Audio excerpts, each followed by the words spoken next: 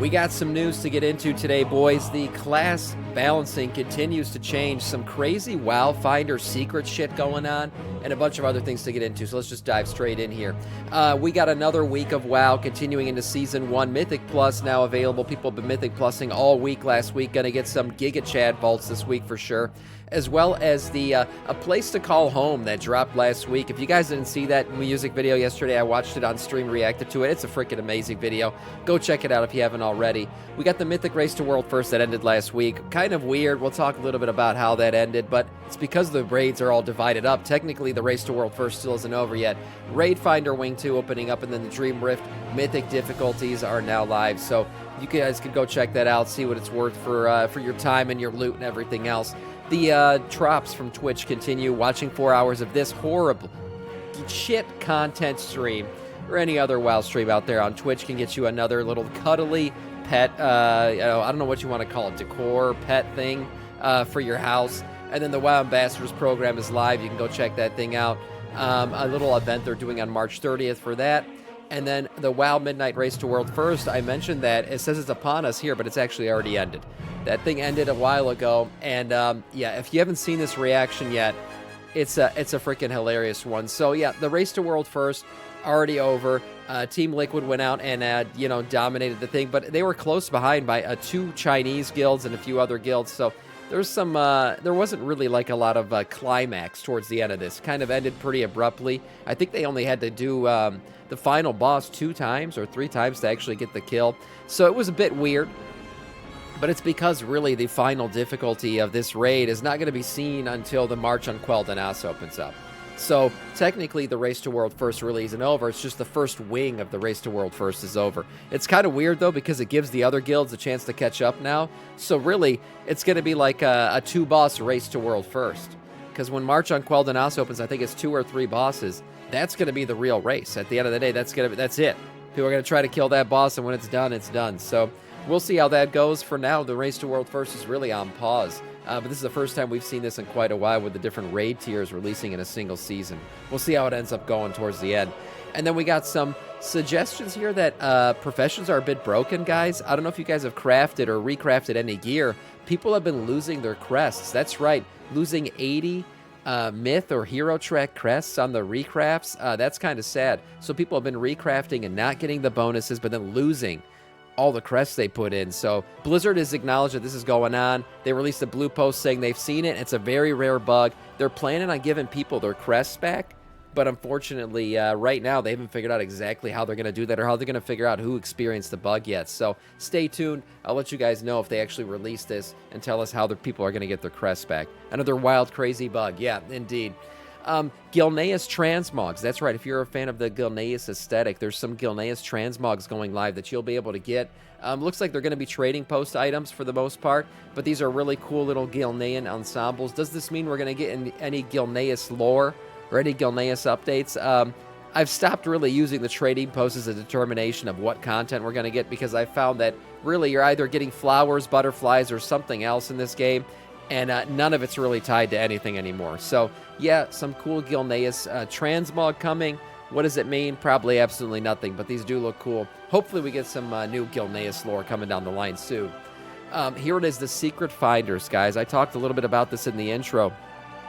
The secret finding community in WoW needs your help as they try to finish out these orbs around here. This started with the whole, Fell Cycle puzzle, and it's continued on since then as they try to fill out the room of orbs here, finishing out all the puzzles. Now, what will happen when this room is completed, nobody really knows yet. But the Secret Finder community continues to fill them out. They got 3 more, and this next one's going to need 7,484 people to participate in it. This was pretty crazy, a huge number of people, and the reason is because you can do what the Secret Finder community told you to do here. You'll get a buff, and this buff is account-wide. So you can only get this one time per account, which means they need a bunch of people to do this to be able to finish out the combination of stuff they needed. So you're going to do the thing that they tell you to do. There's a little list of stuff you can do here. You can go into the Secret Finders community to know exactly what you go out and do. But once you're done doing it, you're going to get a buff. That buff's going to give you 2 numbers, and evidently that buff is going to tell the Secret Finder community what order of dances and emotes they're going to have to do once this is all said and done.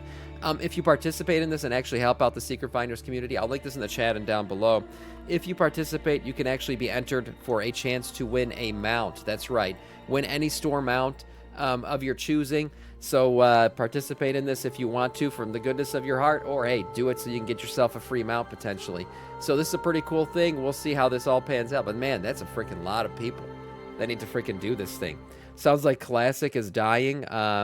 Talk of mega servers. Yeah, I did see that too. The talk of mega servers is happening, but I don't think that means Classic is dying. I just think they think mega servers are necessary for Classic, which makes sense.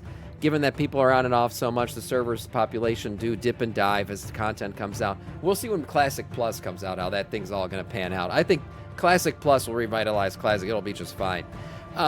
But believe it or not, Demancius has been soloed, guys. Yeah, that's right.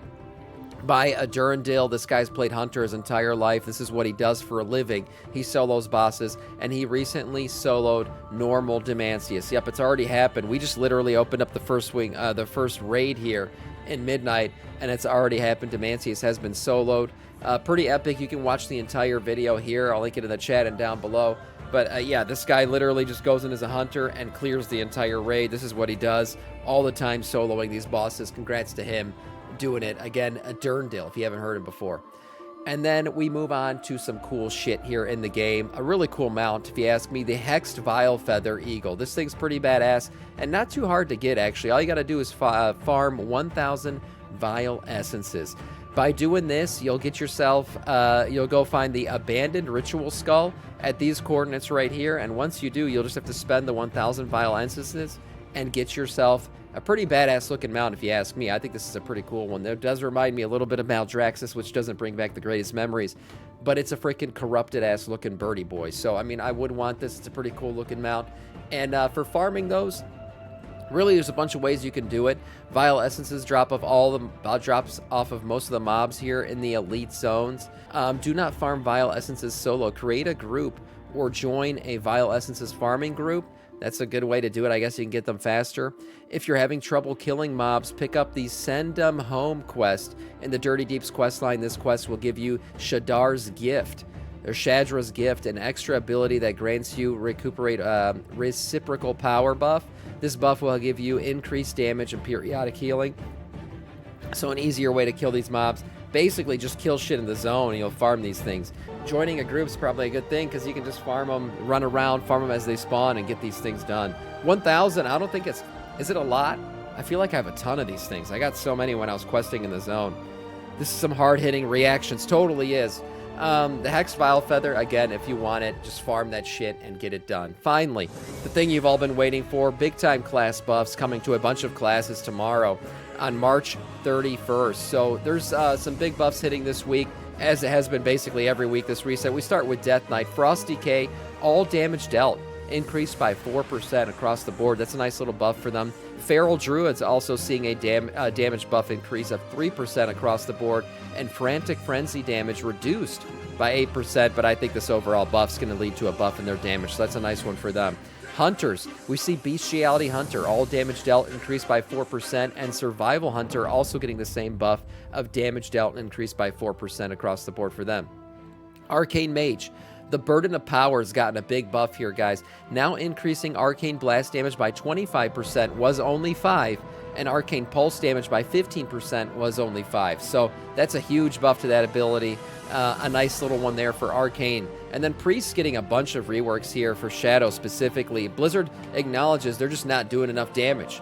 So Shadow Ward death damage now increased by 80%. Mind Blast and Void Blast damage reduced by 10%.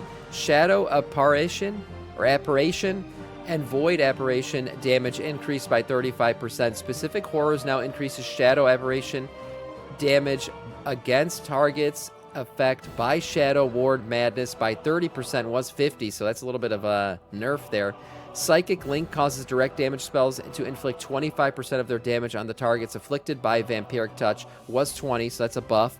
Void Spike and Things from Beyond now deal 25% additional damage to the second target, and Mind Seer from Void Lashers now deals 25% additional damage. So some rebalancing here. A few things got nerfed, but for the most part, this is a buff for Shadow, so Good thing for them. This is good to see for them. Bestiality, do you mean beast mastery? No, that's not what I mean at all, Warblade. What are you talking about? And then arms, developer notes.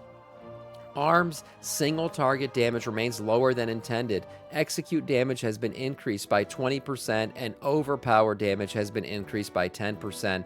So Arms Warrior, I feel like it's gone through a bunch of iterations of buffs, and they still lagging behind. So we'll see how Blizzard ends up putting more and more buffs out there for Arms, trying to bring them up to what they should be. But so far, they've been kind of low on the charts. And then PvP actually getting a ton of buffs across the board for PvP.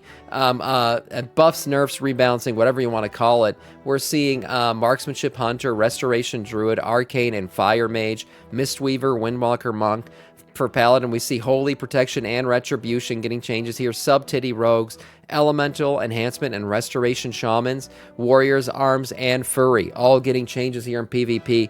I usually don't go through all the PvP changes, but you can check these things out. I'll link them in the chat and down below as well. Check out all the class changes coming in. I'll continue to report on them every week as Blizzard pushes these out, because we know if there's one thing guaranteed in this expansion so far is that class rebalancing will continue. But for today, that is all in terms of news.